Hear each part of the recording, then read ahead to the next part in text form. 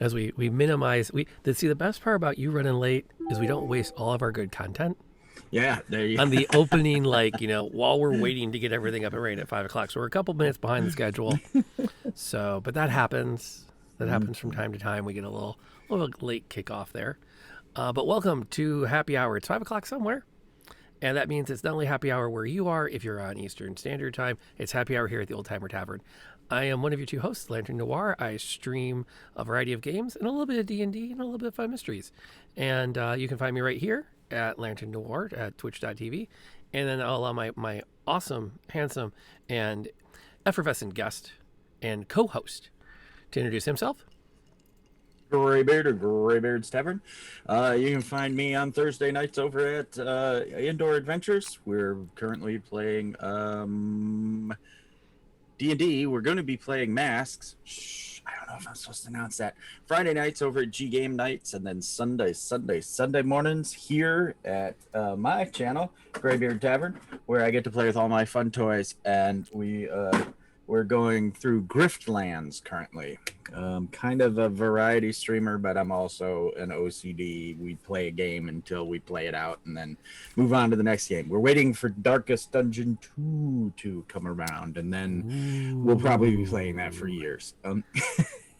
That sounds like some serious fun. I'm not going to lie there. That's we did 2+ years of the first Darkest Dungeon, 2 hours a week. And we played the whole thing, the entire campaign. So hundreds of hours. That works. So, that's a terrible audio. I had one that I used last time. I forgot what it was as our background music. And I've lost it now. I'm going to take 10 seconds to see if I can find it quickly. All right. Before I completely give up on it. Because really good one I used last night for our mystery. We finished our mystery last night. It took us 6 hours total. And if you think that's impressive, the game is supposed to take 90 minutes. Oh, really? Wow. Yes. It's supposed to take 90 minutes. We spent we did 1 week, 3-hour session. At the end of the 3 hours, we're like, look, we've been at this for 3 hours. We gotta quit. We can't go anymore. Let's just quit here. Yeah. And then what we'll do is we'll come back and we'll try it again later. And we did. We came back the following week, and we got through it. Our score. Our score for the mystery out of a possible 100 points. 7. Ow. 7. Hey, Weiss, welcome aboard. Glad to have you hanging out with us today. Or at least thanks for the follow. Appreciate having you here. What is up? We're at the Old Time Tavern. It's happy hour. And by the way, Old Smokies, which is where I've been getting my moonshine, makes whiskey. And this is salted caramel. And it is as smooth as a baby's bottom. Now, this is a widely available here in the greater North area establishment, or is it a local brewery? It is not local. Old Smokies is from Tennessee. Well, so it is. I will write it down. Broadly, you gotta be careful though. This stuff is more expensive than a pretty girl who knows she is. All right. So I'm just gonna put that thought out there. But nice. Yes, very, very smooth. Oh, that sounds amazing. Yeah. It was. I was putting it away, and my daughter's like, "Why don't you put more in your glass?" I'm like, "Because this is a sipping drink. I don't drink a lot." And she's like, "Really? Why not?" I'm like, well, for one, you're supposed to sip it, and for two, it's $50 a bottle. Yes. And she goes, "What?" Exactly. Because she knows the value of money enough to know $50 is a lot of dollars. That's right. That's like 2 games on Google Play. That's how my teenagers judge money. How many games on Google Play is it? I do a lot of judging based on how many Xboxes it is. Nice. That's kind of my measure for certain things. Like, holy crap, we could have bought another Xbox for the house for that. What the heck were we thinking? Weiss. Oh, Truly hey. iced tea with peach flavors. Nice. And did Weiss give a follow? You want me to ring the bell? Ring the bell. All right. We got the follow. I got the fanfare. Hey, Weiss, you've seen this before, but when someone follows, I take this and I hit that guy in the face.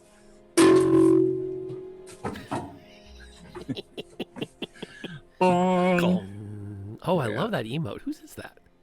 Is that yours? This one's mine. Bong. Oh, okay. That's fair. That's fair. What are you imbibing this afternoon, or were you too quickly coming from the office? We are, but I had just enough time to, because I keep the bottle right here. I drink Bullet Bourbon. Oh, That's yes. my drink of choice, and it's usually in it's usually in Coke Zero. It's my pint and a half mug, and then a generous amount of lime. That's my my drink of choice. It's smooth and refreshing. Indeed. I also keep a bottle of water here too, because again, you cannot hydrate with alcohol. Yeah. But go ahead. Let's get at it. let's get that. Well, yeah. Last week we got talking about we were deep enmeshed in the discussion about inclusion and characterization, and of course, being where conversations go, our conversation got us on the idea of, is Dungeons and Dragons a storytelling game? Right. And that got a little bit of pushback from chat of like, oh gosh, no, it's not. And I'm like, okay, well, we're gonna pin that because that's an entire week of riffing right there. Which then gets into the, so if we're gonna riff on it, I feel like we should start with a definition. Okay. Like what is a storytelling game?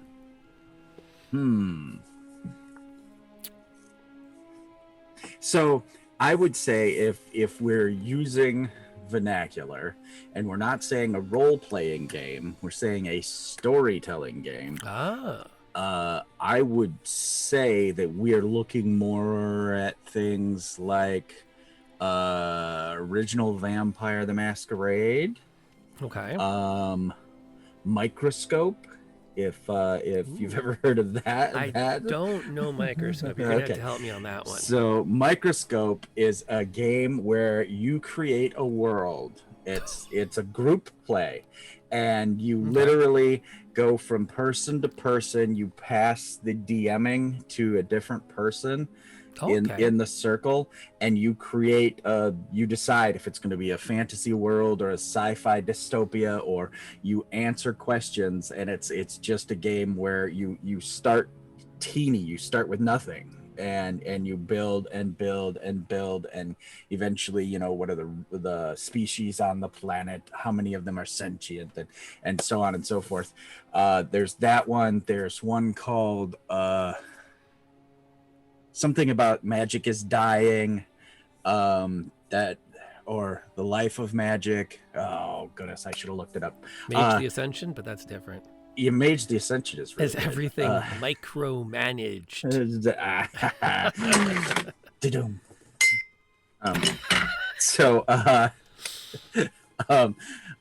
Yeah. So those are more storyteller type games where it's really about the story, and there's not a lot of dice going on at all, and there's not a lot of rules and whatnot. Well, that then makes me wonder, are we going to say, because this is where I feel weird when they say it's not a storytelling game, because we did a lot of talking about the story of Dungeons and Dragons. What's the line? Is there a line between a role-playing game and a storytelling game? Yeah, that's where it's blurry, because a lot of things mean a lot of different stuff to different people, and so that's why like when we were discussing it, I had said, well, maybe D&D isn't a storytelling game, because it's the biggest chapter in the book is combat. And in every book of D&D, it's been combat has always been the biggest part of it, because it came from war games, and that's kind of what we went over last week. So that's where you say, oh well, that's kind of where I would say role-playing game is different maybe than a storytelling game. But can you tell great stories with D&D? Yeah.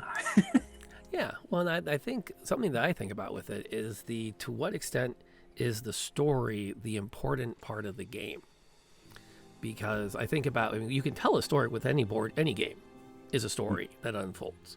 From Candyland to chess, there is a story. In fact, if you've seen the Queen's Gambit, have you seen the Queen's Gambit yet?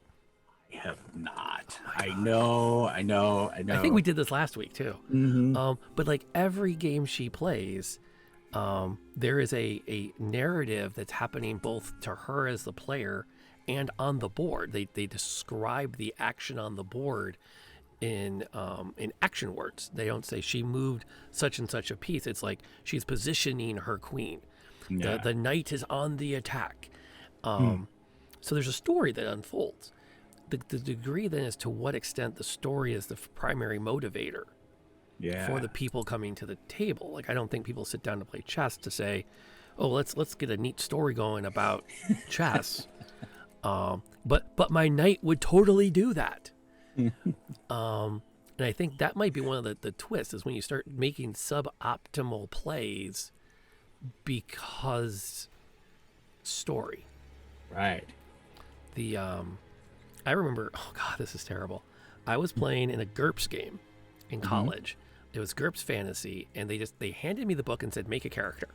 And I said, okay. And they didn't really give me any parameters because they assumed I knew GURPS. So I threw together this centaur healer. And it never occurred to me that I couldn't mix and match stuff. So she had innate healing abilities. Right. And we started playing, and the guy goes, wait, what do you do? I said, well, I bought this skill here. It was 20 points, and I took a restriction of touch only, so it only cost me 15. I can heal this many dice. And he's like, but that's a psionic ability from this other book. And he's like, that's not part of fantasy. I'm like, you didn't tell me that. Well, did you take any healing magic? Well, I didn't see the magic section. It was in this book. You didn't hand me that book. But their big thing was she had a staff. And I think a dagger, and like, no, you need a lance. I said, why do I need a lance? Well, because you're half horse, you can charge with it. No. And like half the table looked at me like I had a rat crawling out of my shirt. It's like, why would you not do that? That's what make you a beast in combat. I'm like, because she's a healer. Well, why would you make a centaur if you weren't going to be in the front lines fighting? Because she's a Maybe it's, maybe her thing is, oh, I can put someone on my back and run away and heal them. Maybe she just happens to be a centaur who's a healer. Maybe that's just the thing. It is interesting how it can, again, that whole, oh my goodness, some of the people out there that I've encountered over the years, and it's gotten better. It has gotten wildly better. Thank you, shows like Critical Role and stuff, because my goodness, Pathfinder Society, there were times where I sat down at tables and people were like, yeah, you're garbage. You don't even exist. Suboptimal character. They even got rid of the whole min-maxing and had to have new language created for suboptimal. I didn't really know what I was doing when I made my character. Just looked cool. Yeah, well, there's Pathfinder has such character bloat. Even back then, when I was playing it, when it had just started, it started with character bloat, and got worse over time. But yeah, just the you would sit down with a character and you'd be like, okay, I'm a dwarven ranger who has like a two-handed weapon and a crossbow. What? Well, I'm a dwarf. I'm a dwarven ranger, you know. I don't have a shield. I don't have heavy armor. I run through the woods and I fire my crossbow and then attack with my axe. You know, I that's dig that. that's what I do. You know, Goblin Barbarian I can dig. My one of my personal favorites, going back to my EverQuest days, was my Gnome Warrior. Nice. Because there's something more fun than tanking. Yep. When you're this big on the screen. And it's like everyone's like, oh my god, gnomes are like the worst fighters because they're they don't have like the big bonuses to hit points that everyone else gets. I'm like, yeah, but do you have an idea how easy it is to target around me?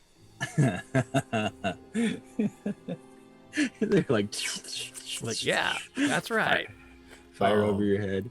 Oh, and it's about what I think the more the people at the table think about what's fun rather than what's the maximum throughput to steal from the MMO market, then I think you get more and more into that storytelling things, which then gets into the, like, I feel like the idea, I think about storytelling games that were described as storytelling games, and some of them are really real storytelling. Like World of Darkness, I think, is really meant around what makes for an interesting story way more than they ever wanted to get into really deep mechanics. Yeah, and the funny thing was the mechanics kind of strangled the game a bit in the early days, because it was like, so many people wanted to be just like, well, I just want to do stuff and say things and be cool. Blah blah blah. Exactly. I am the Dark Prince of Muncie. That kind of thing. Speaking of crazy gnome characters in Pathfinder Society, one of the ones that I got, the cold shoulder from at a table, I made a character. There's a Terry Pratchett book called We Free Men, and they're like 6-inch tall little Smurf, basically Scottish Smurfs, and so I created a gnome who had blue skin and orange hair, or reddish orange hair, and his name was Rob Everybody, and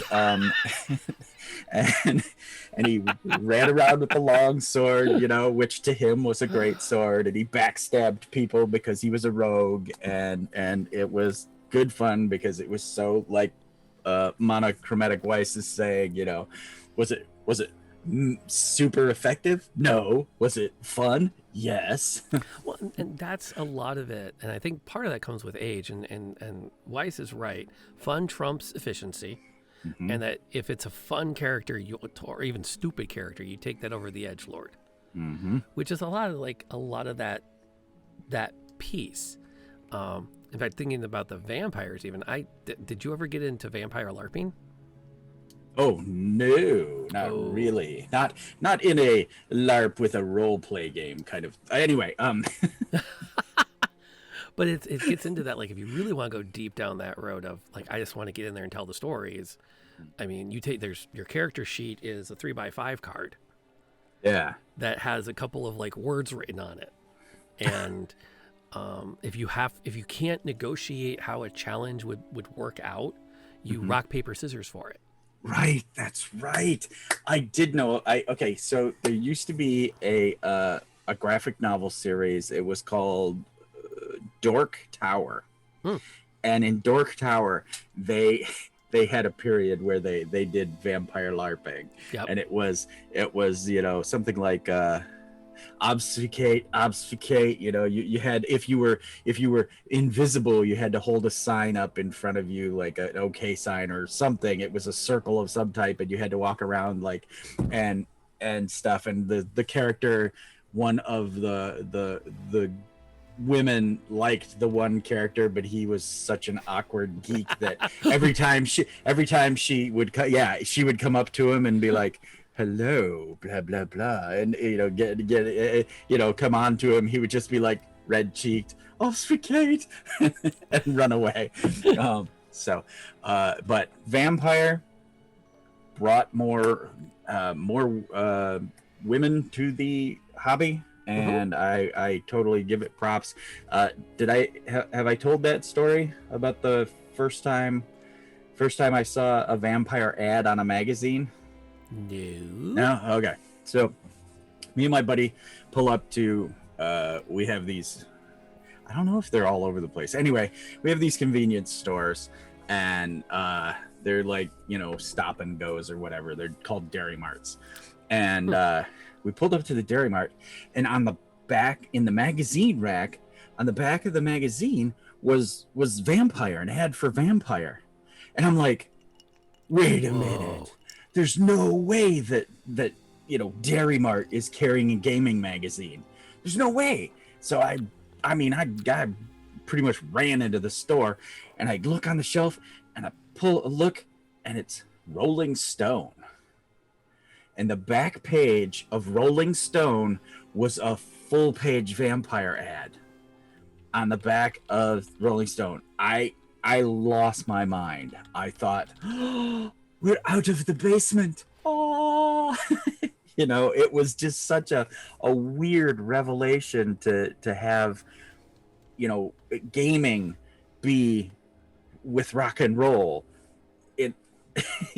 It just blew my mind. It's how you've arrived. Exactly. We at the time too, we were running the Western Michigan Gamers Guild out of the college we were going to, and it was just amazing, the influx of, like I said, female players. It was just fantastic. And and nowadays, I mean, thanks to Critical Role and such, I find myself in Discord chats saying things like, yeah, I know this movie's lame, but it's one of my favorites. And then people are like, what do you mean it's lame? That's one of my favorite movies. I grew up with that movie. I love that movie. And you're like, oh, okay. The stuff I've loved for 40 years is now like cool.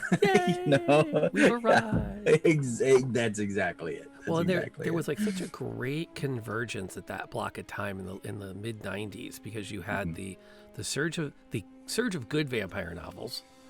You had the popularity of Interview with the Vampire, which, say what you will, Tom Cruise did not hurt.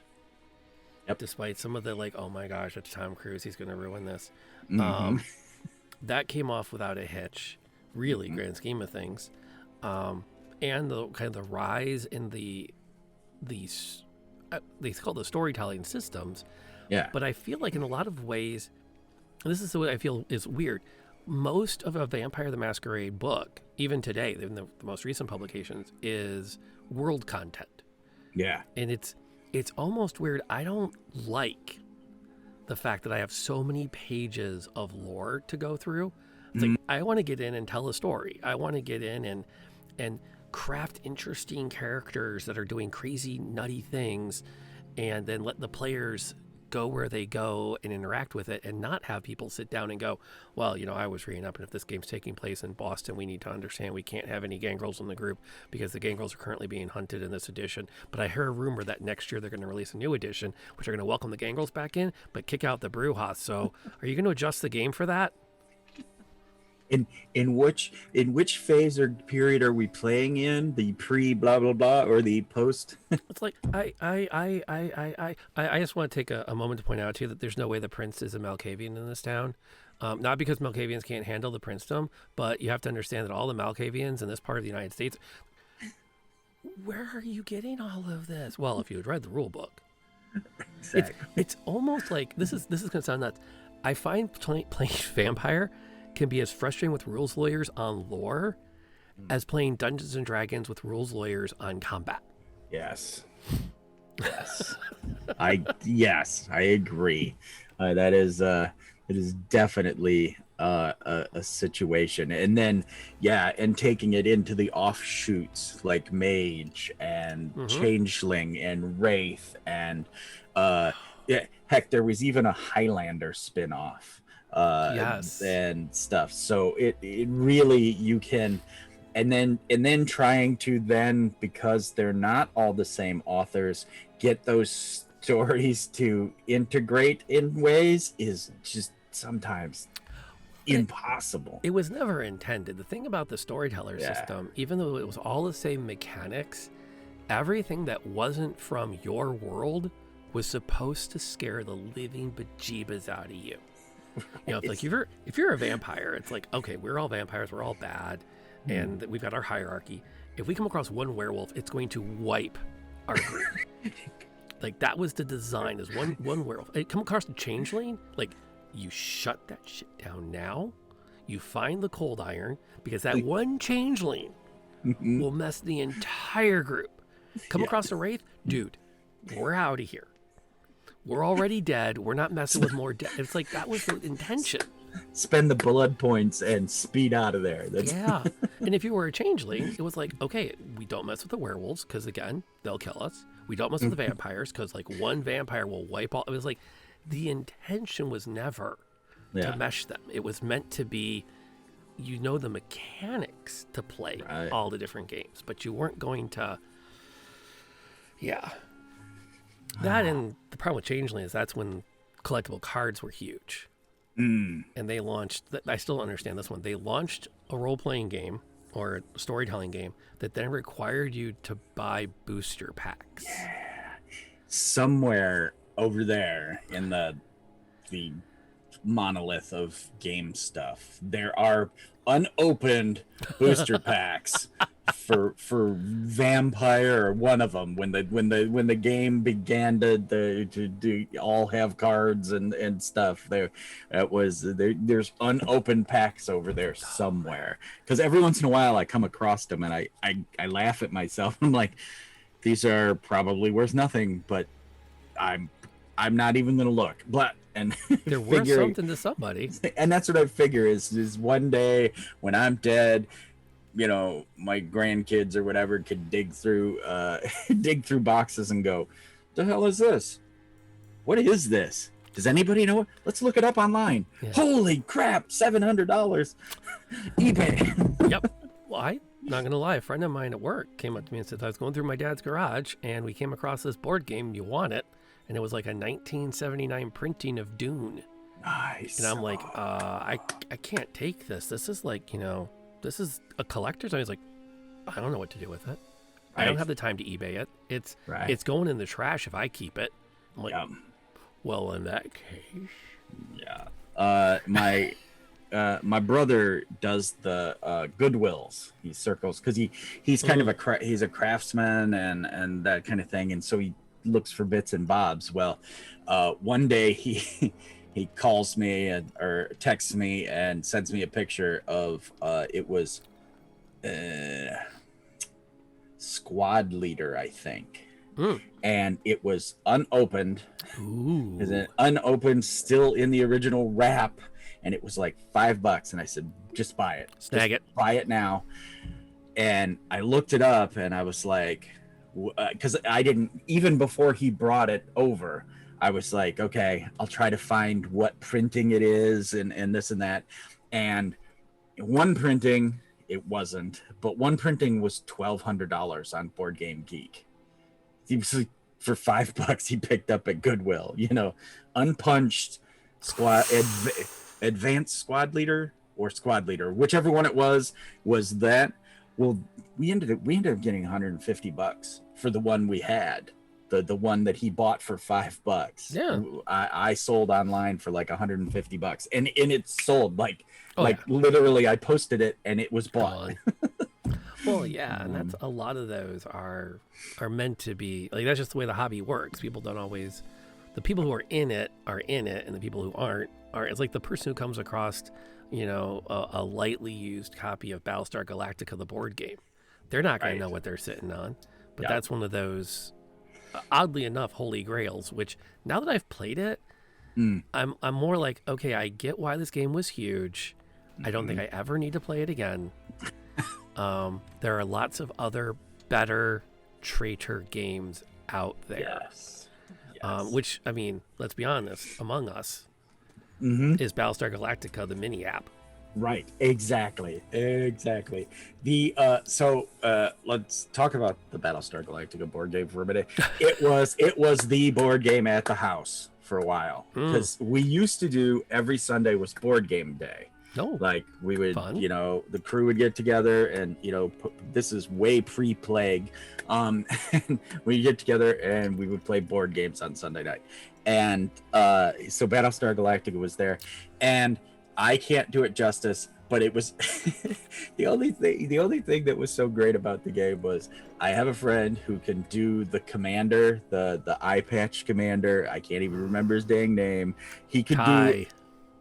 do the imitation of that guy like utterly perfectly, and it was always goddamn Cylons, and that's all that we lived for. That Cylons, every week that was the highlight of the the game. So. That would be a hoot and 3/4.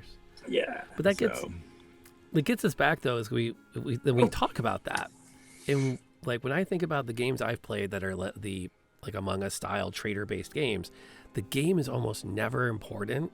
It's we had it figured out until she pulled this move, and then we were screwed because none of us thought it was her. And it's that story piece, right? Which gets back into the going back to the is DnD a storytelling game? And I'm like, I keep thinking I don't understand what I don't get. Here's where I'm at. If you're not playing Dungeons and Dragons for the story, aren't there better things to do as far as what you want out of it? Like if you really want tactical turn-based combat, why Dungeons and Dragons? What makes it such a great system for that, given that it has, 150 pages of rules to adjudicate as best it can all these different interactions, when you've got other games that are literally designed from the ground up to do that. Right. Or even play tactical games online. There's like a billion of them.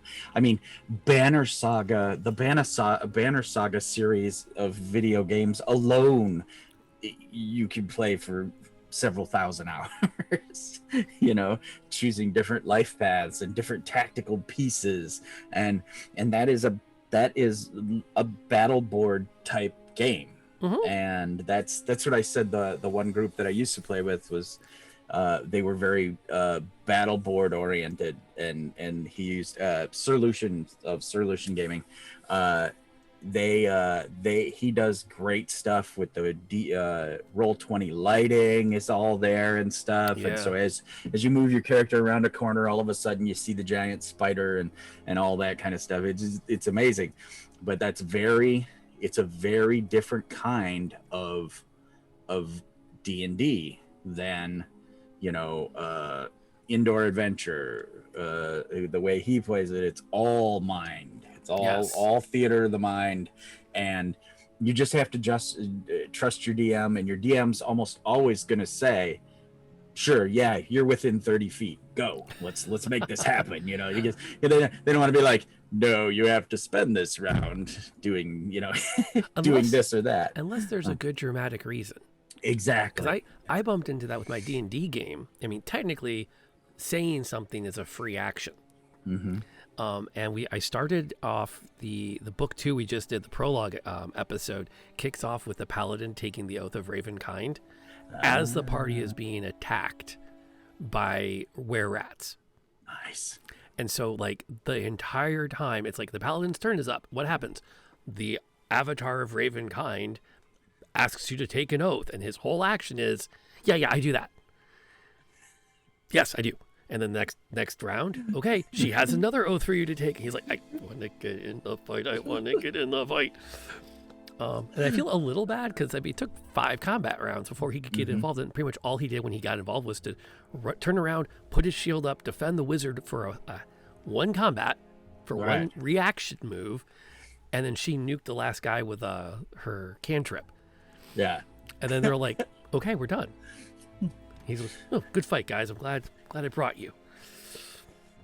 But I mean, sometimes you need to do that to keep the story interesting and to keep it dramatic. And Well, and sometimes just to shine the light on a different character for a bit, you Uh-huh. know, it's something where, you know, sometimes the wizard or the druid or somebody is so, you know, just kind of forgotten when the battle axes are swinging and stuff, and then it's like, boom, I throw the big bomb, the fireball or whatever, that softens them, almost nothing dies, okay, and now back to the hack masters of chopping away, and you know, I did a crit, 48 damage in a single round, or what was the one paladin one time, it was 128. well, there's always the story about the good points. old great cleave.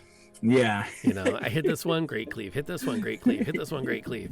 But yeah, but that's just. I mean, I feel like that's the moment where someone who were to look at Dungeons and Dragons and say this is a tactical role playing game where you have a role to fill, and your role is damage, defense, support.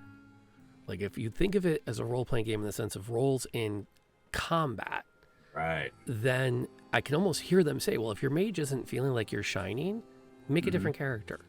Yeah. The problem is you're not in the right role for what your perceived experience is. So it's up to you to change it. And that always rubs me weird. It's like, I think I look at all the other stuff that comes with the lore and the stuff that we ask DMs to do, the amount of energy that's out there to say, here's how to be a good DM. Yeah. And it's almost always how to make the story better. Right.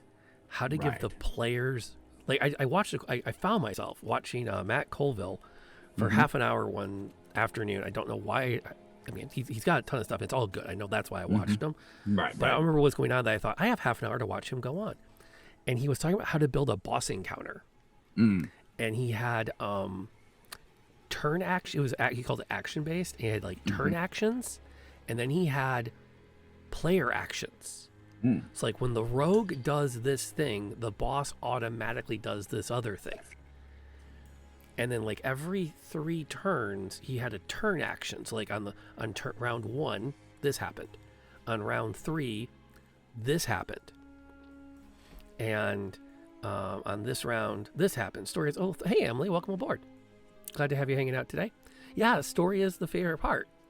And that gets into to what extent is story, is D&D about the story, or is D&D about something else? Now, so, and it may have touched this before, but I don't really ever remember. Almost every story I tell is going to be, you know, okay, here's one. There's just the other week, one of my buddies texted me. All the text said was "touch the orb." That's all it said, and this is from like 1992.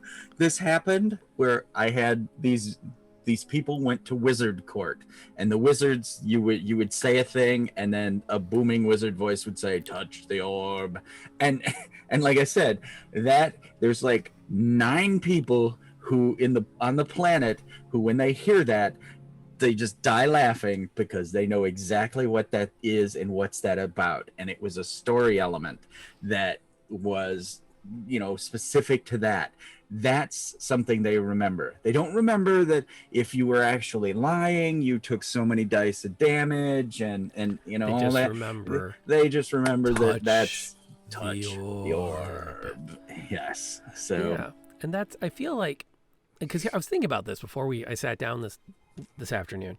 I think story is generally easier to adjudicate because we're familiar with stories, right? And we're used to like thinking about who's going, like, okay, that was a really good line you pulled on the princess. Yeah, she's totally letting you slip in the back door now. Okay, let me rephrase that. She's totally going to sneak you into the kitchens. That works better. Because we kind of get it. We get what clever lines sound like. But most of us don't know what good combat looks like. Right. And we don't know how to adjudicate, well, you've got the height and the reach, and you've got this maneuver, and you're going to counter it with. It's like, and then the randomness factors that we assume combat has, because oftentimes good combatants look like they're just randomly getting hits in. That it then becomes like that's where you need all of the rules. So Emily's adding here, actively through my character make RP choices against my natural better judgment if it's what would happen based on the stories. Absolutely. Without being destructive. Yes. Without completely derailing the campaign. There's something to be said with, well, that's what my character would do. And that's the thing is that tack on, that's a gamer who's heard the eye rolls when she says, I focus on story, because that person that rolled their eyes has had their game ruined by somebody who uses that as an excuse to be a dick. Yeah, exactly. That's exactly what that's the whole backstory. I'm assuming. I apologize if I'm wrong, but I'm assuming there's been an eye roll somewhere, and that eye roll came from probably a truth of some other jerk, right, who ruined it. Emily, I hate that line. But it's so. I mean, there's that balancing act where sometimes if you look at a good story, it doesn't always end perfectly. Right. And sometimes you have to like create some tension to make the story interesting, or to be true to a character, or like the end of Darkness Rising. Yeah. Gamers 2 has this beautiful moment of, I'm doing this because it's what my character would do, and everyone else at the table's like, but you had a wish spell. Yeah. Why did you do that with it? And that really shows that tension. Yeah. Between the diehards and the rollables. Yeah. In return for okay, well, you can't leave us hanging now. Bring back my PC's lost love in return for a favor. Oh, but she went for it. You did it. Yeah. I was surprised. Speaking of favors, I'm curious to see where the story is going. But while Emily's typing, LB, when she was playing with me, I gave her character the option to. They could have skipped days of travel if she gave up the color of her eyes, and I was sure she'd take it. Yeah. Like, oh, okay, that's not that big of a deal, and her character did not bite. And I never really challenged LB since. Like, so, like, really, do you think there's any character that would have bit to that one? Just as a DM, I'm curious. Was that a road too far? Ooh. No. So, for instance, playing that dwarven ranger I was talking about, in a heartbeat, he'd be like, "What? Great. Sure. Find out next Tuesday." Well, that's awesome, Emily. He's like, sure, my steely blue eyes will be gray. Who cares? Next. We saved it. Next adventure. Next adventure. But no, that's what's so beautiful about it, because someone, I think it was indoor. Go ahead. Gong. Another follow. Thank you, Emily, for joining the family. It's glad to have you along. Here goes. When someone new gives a follow and I'm on the channel and the channel allows, I take this maul and I hit that guy in the face. Gong. That felt good. But I'll get the emote. There it is. Bong. Yeah, so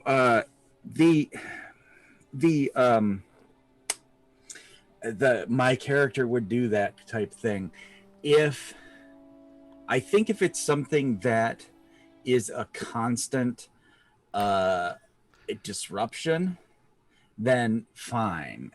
That's where you'd have to draw the line or talk to the person. The DM should step them aside. We were playing, we had gotten together for like a 10-year reunion game and kind of thing. Like, we had been a gaming group and then we went our separate ways, and then like 10 years later we got together and we were going to play 12 hours a day for an entire 2 days on a weekend. Nice. And one character, we were playing high level D&D, blah blah blah, and one player had a character who who had their thing going on, and it got really, you know, it got tense where eventually couple of characters were going to kill this character, you know, and Yep. and we ended up having to pull that player into a room, and the DM and the other player talked it out, and you know, we had, oh my god, it's just blah, so crazy. It can be like that. And Tap, welcome back. Glad to see you here. And you know, we're glad you found us, Emily, because we like to have fun. And just as a heads up, we don't just do this here.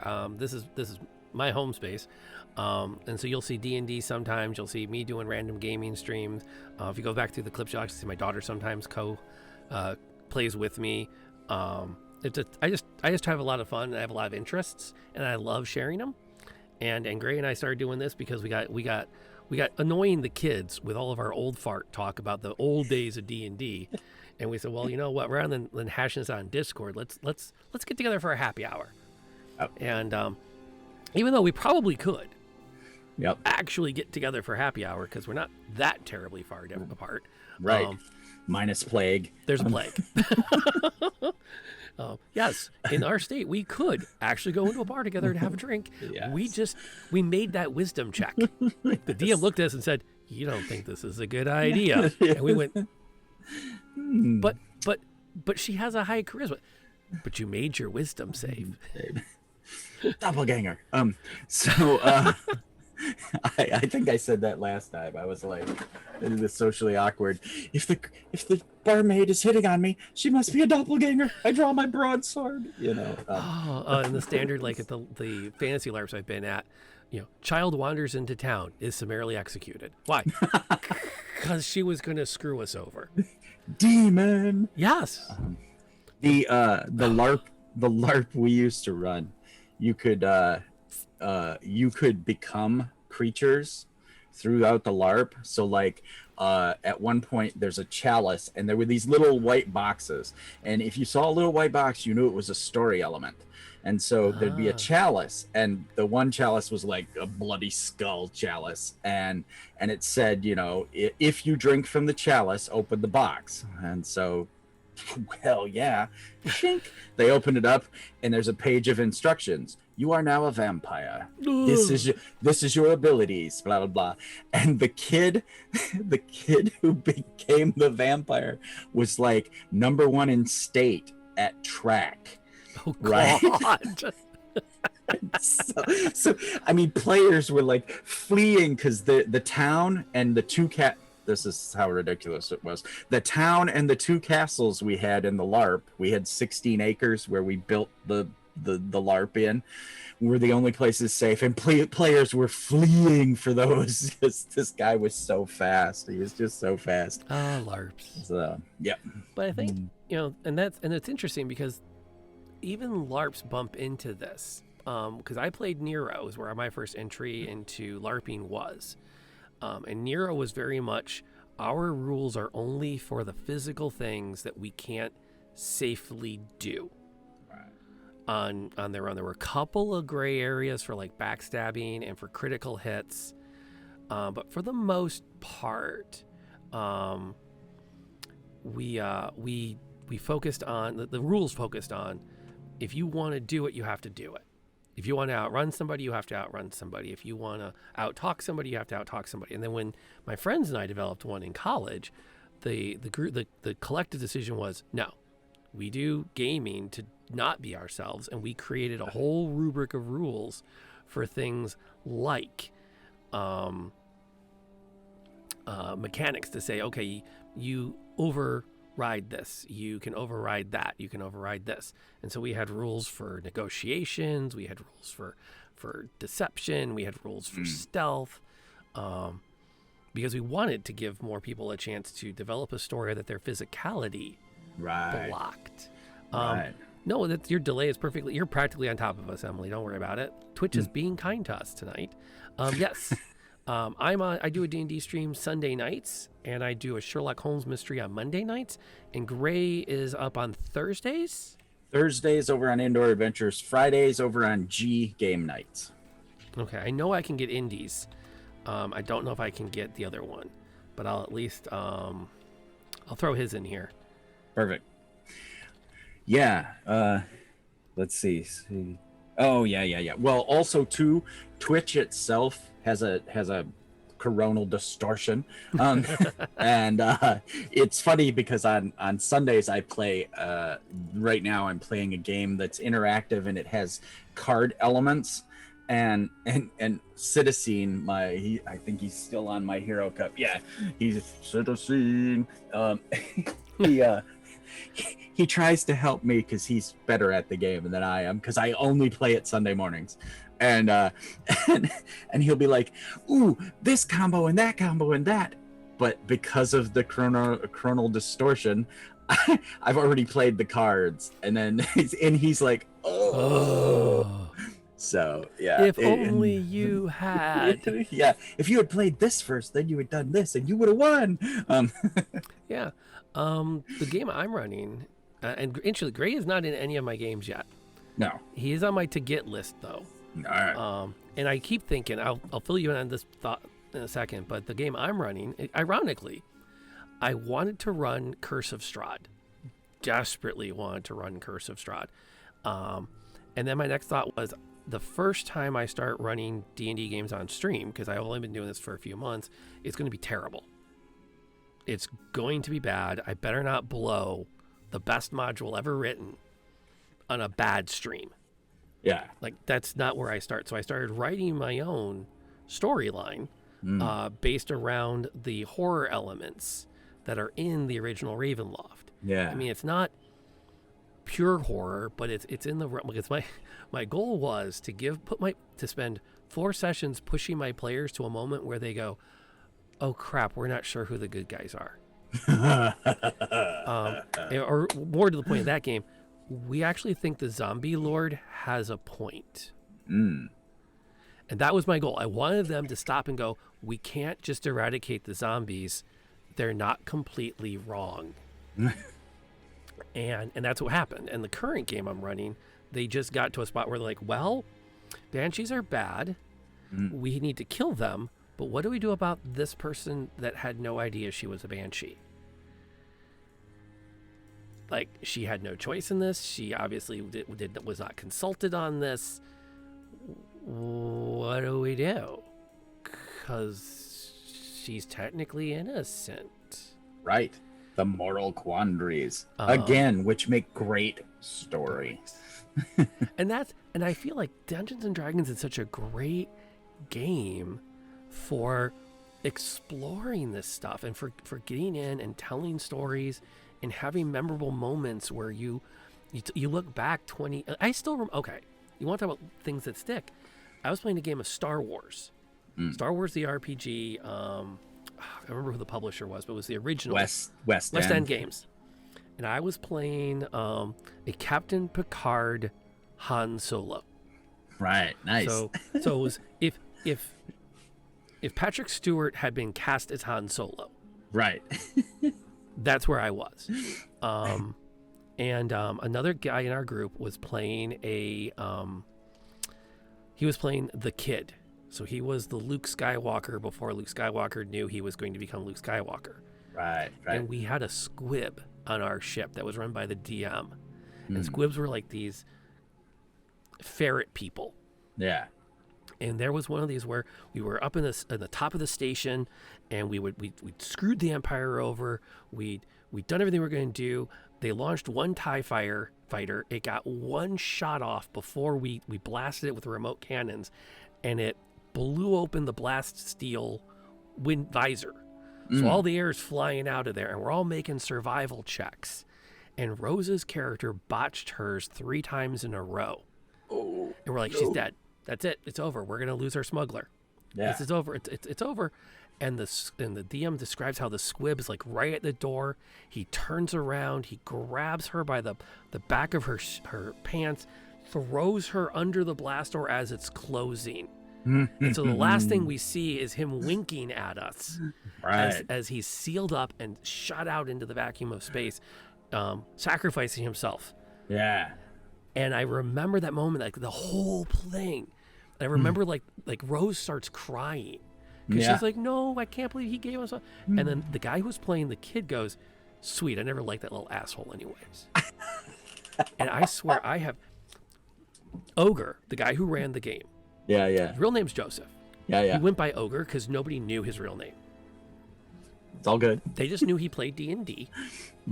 And he was big. So his entire freshman dorm just called him the Ogre.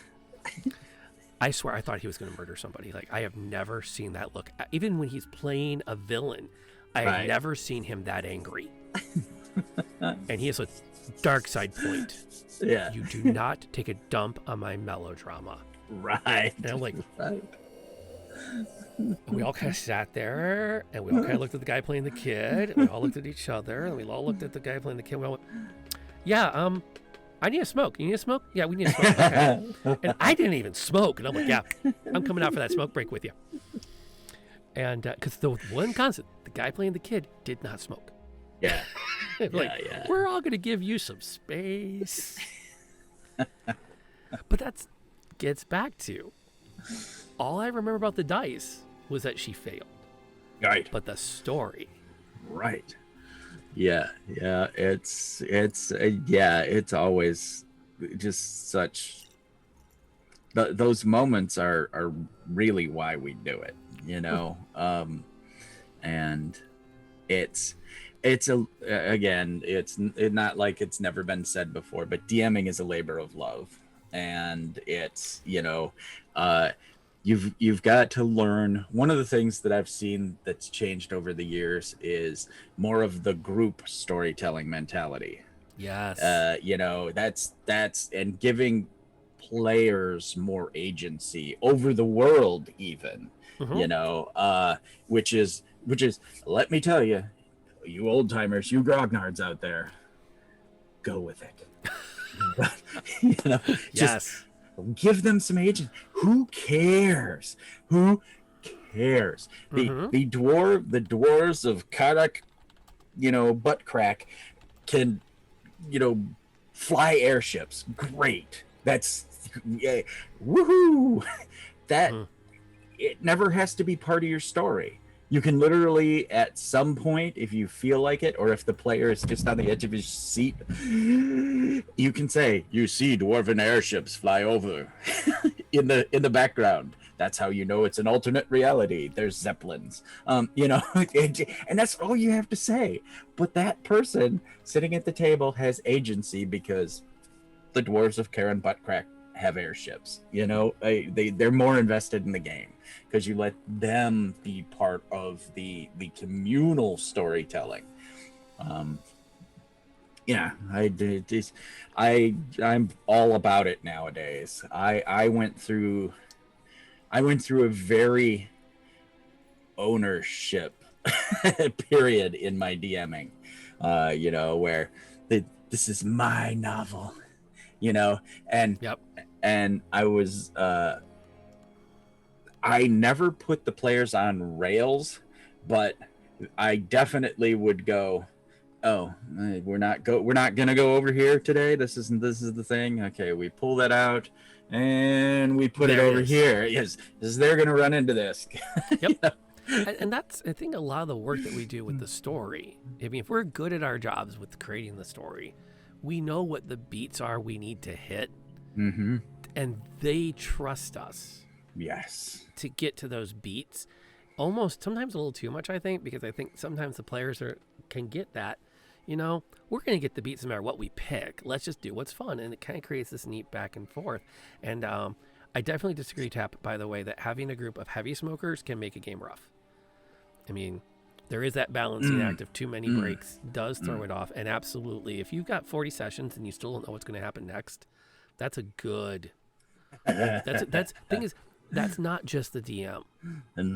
That's the players too. You are as much a part of that narrative. And in order to get through 40 sessions and keep the thing going, you must be putting something in that they're picking up. Yeah. Because I have run groups where it's like, I can write to the high heavens, but there has to be this balancing act between how much I can put in and how much they're going to add. Yeah. Because if it's all the DM, you burn out really, really fast. Yep. In fact, I was going to do that this week because we had to cancel. Nebula's internet went out, and if I'd had about 4 more hours, you were on my list, by the way, to call for a one shot. And the whole thing I was going to do is, okay, you're all pirates. You're all in a bar. A guy wanders in, looks at you and goes, "Quick, they're coming for it," and then dies. What do? And then whatever you say is what's going to happen. Like, we better find what he has and run with it. Right. Well, obviously now there's going to be a chase scene. They're going to chase you. Even if they weren't going to before, they are now. They're a bunch of Kenku, and they're Kenku bird pirates, and yeah, so whatever they said, yar, I say, I'd be ready for a piratey goodness. Yeah, or hey, we should get ready for them. They're barricade the tavern. Cool, a siege. Yes. Being that kind of a player or a DM, is it a skill that can be acquired? I think so. I think DMing and storytelling is a skill. I think in many ways it's innate. I think humans are hardwired. Okay, here's how I know humans are hardwired. When you look at an 8-year-old, 8-year-olds only really want to do one thing. They want to tell stories to whoever will listen. And they have not learned anything about time or place or pacing or relevant details or climax. They just know storytelling. And so you get an 8-year-old and she's just going to go. And then over time, she'll learn, I shouldn't tell this story now because it's not appropriate. It's not really all that funny. I shouldn't tell this story this way because it's kind of long and people get bored. Like, they learn, and then they also learn not to tell stories because the world is mean and cruel and harsh and whatever. But in their in humans' purest forms, we tell stories. It's just a matter of honing the skill. Yeah, well, and two, nowadays there's so many resources out there, for just that. You can, God, there's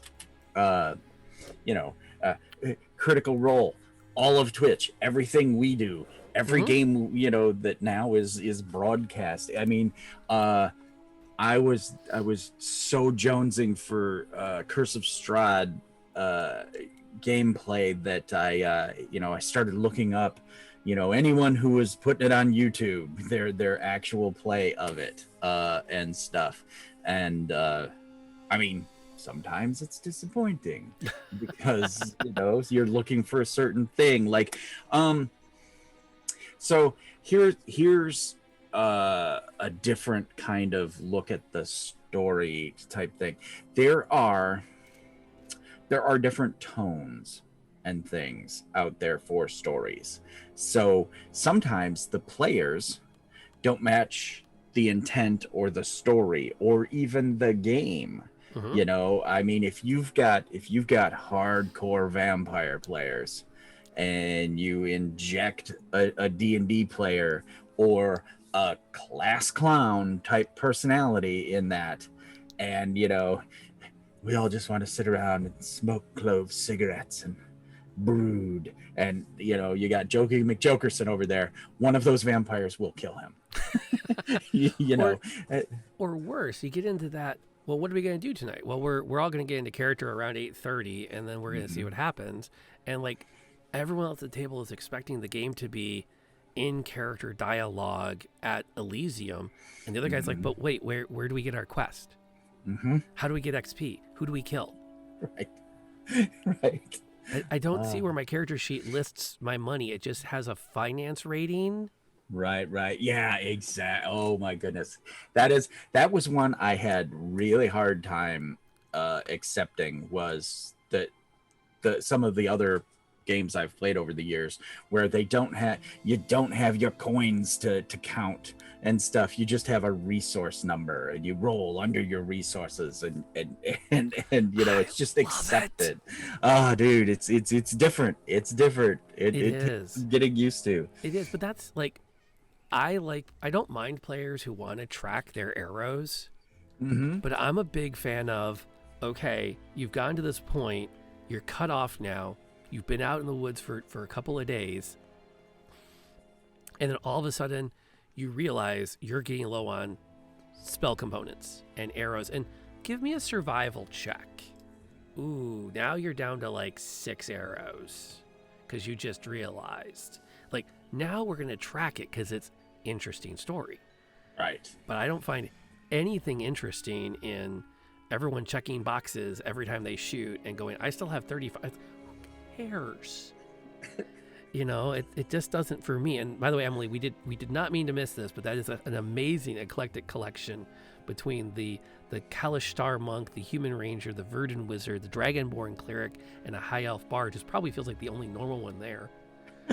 But yes, and why? So we're so sorry about your internet. You know what? Okay, here's a fun twist about the internet. If we're going to go off on tangents, I am in the middle. Okay, I taught class this morning. Got it online at 7:15. I went through it. I got 2/3 of the way through my first example problem the students asked me for, and realized I was doing it wrong because I turned the universe 90 degrees. So my Y was going this way, my X was going this way, and nobody caught it. So I'm like, okay, guys, let's deal with this. Okay, let's fix it. We get it fixed. And I'm like, okay, let's do another one so I don't feel so bad. Who has a question? Another kid goes, well, can you go over this problem? I'm like, yes, I can totally go over that problem. And bam, my internet goes out. Oh. And it's like, oh my God. And I kid you not, I'm walking around with my phone now. I was able to get back on my own Zoom call from my phone. Because at first I was like, oh, okay, I'll reconnect. It's like, you're in the waiting room until the host admits you. Wait. I'm the host. What? And I guess one of the kids let me in because I think it defaulted to one of them. And so I'm like trying to figure out where to put my phone and find a whiteboard down here and get my internet back up. And I was like, oh my gosh. It was insane. So yeah, I hear you on the internet thing. Yeah. Rough. Very rough. Particularly if you're streaming or a streamer and you're the host.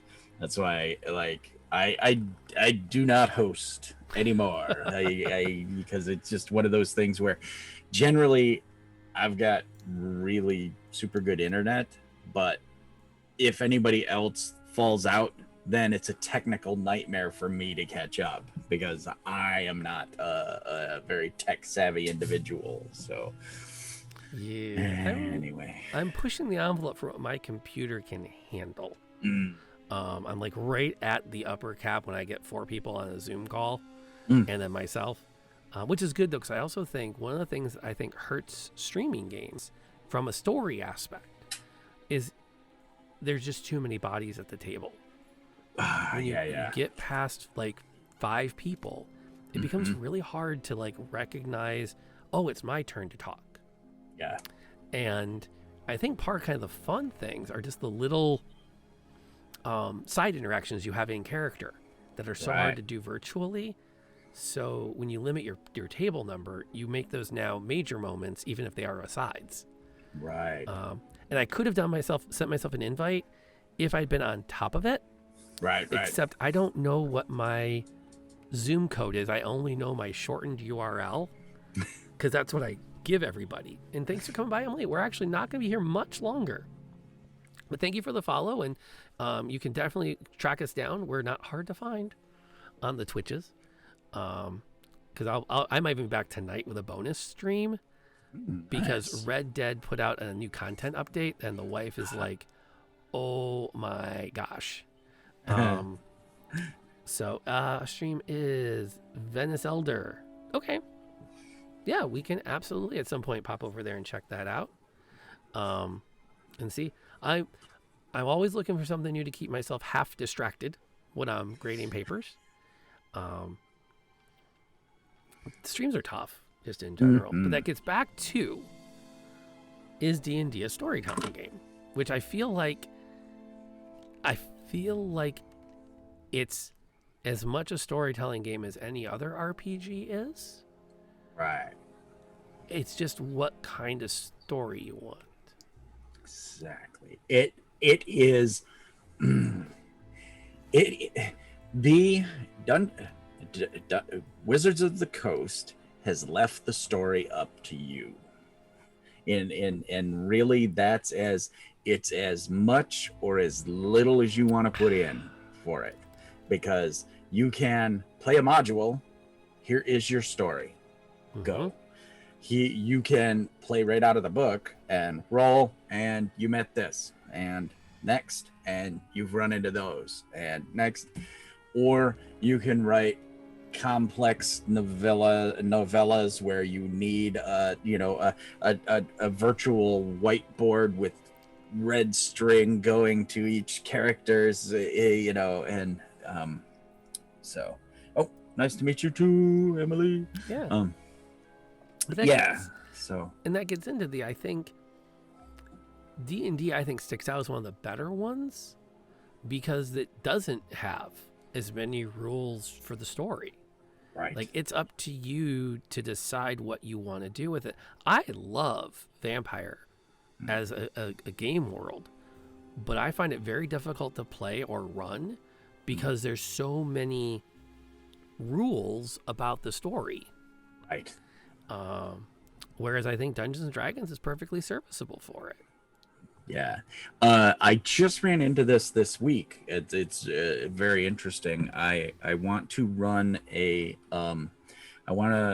very short form game, like maybe 6 episodes of a mercenary company.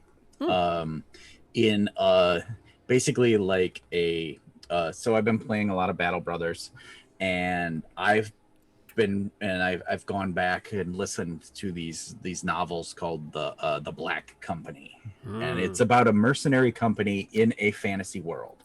It was written in the 80s, and it's really before D&D was huge, and so it's got D&D influence, but it is not like, okay, I have my Ransuer, and the rules for using a Ransuer are, and hence they were written before people were inundated with so much.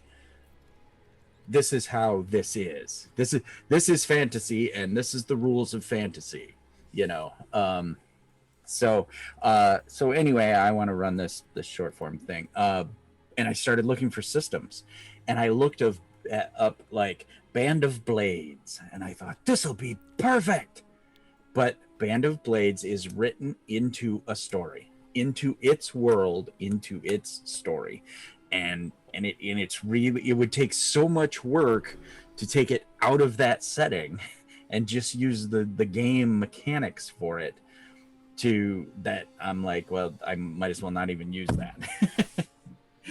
I might as well write my own, so yeah, it's interesting how things are affected by, they're viced into the setting. I don't know, it can be good, and it can kill a game. It can literally just kill a game. Yeah, like Blades in the Dark is one that is a good system, but it really is, glued to its base. You would have to change a lot of things to run it. So yeah, and I think too, something that, if we want to come back to this at a later time, I think there are games that are, the mechanics are set up better than Dungeons and Dragons is for like really driving narrative. Like the World of Darkness games, I think really are designed with that in mind. And I linked, it was been a while back, another game that I came across called Kids on Bikes. Yes. And that is another one where you had mentioned the games where it's ideally the dungeon master leaves at some point because the game is running and everyone's just playing, and at a certain point maybe they go, hey, we need a ruling on this, but it's such a simple system of I want to climb up on the roof, and everyone looks around and goes, okay, well, that's probably not easy.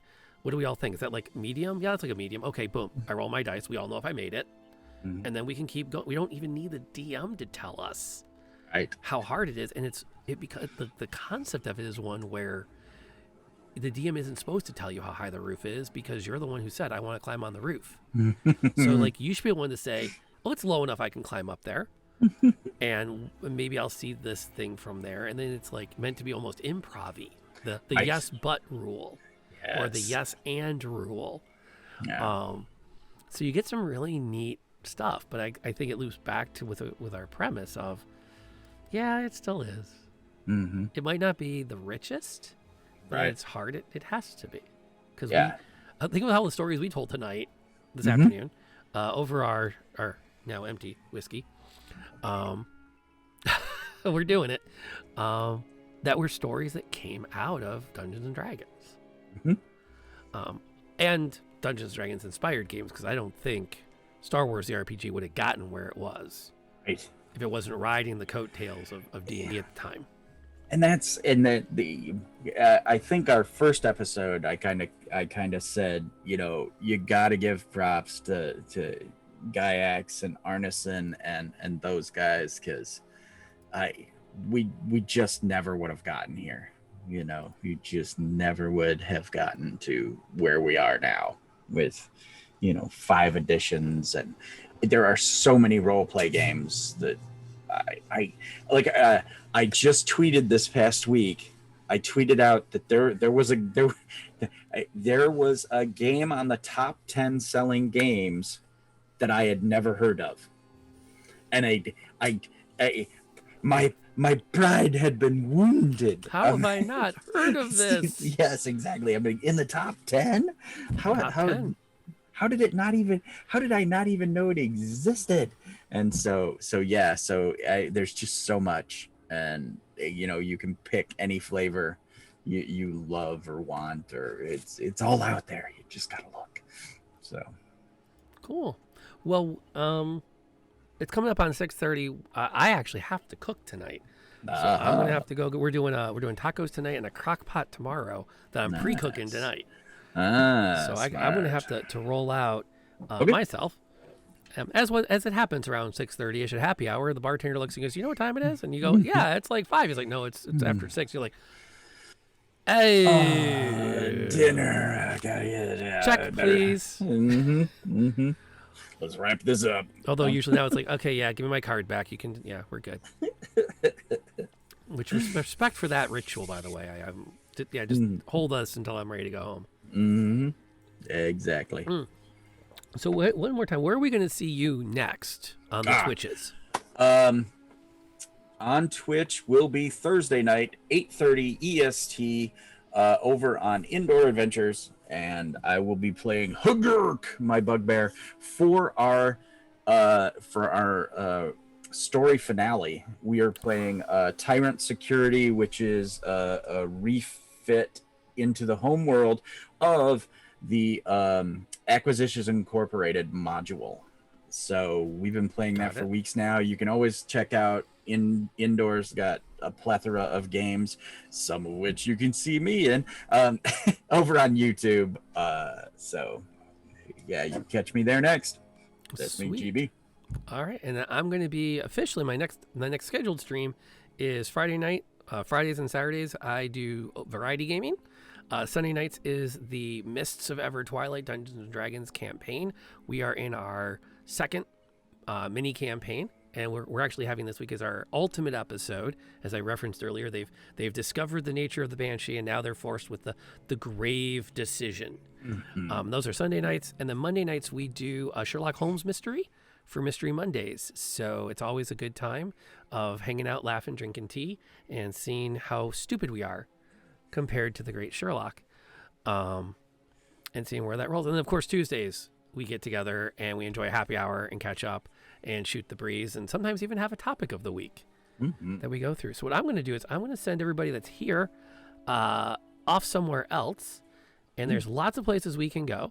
I'm going to actually pick this gentleman who streams under the name Kraken Inferno.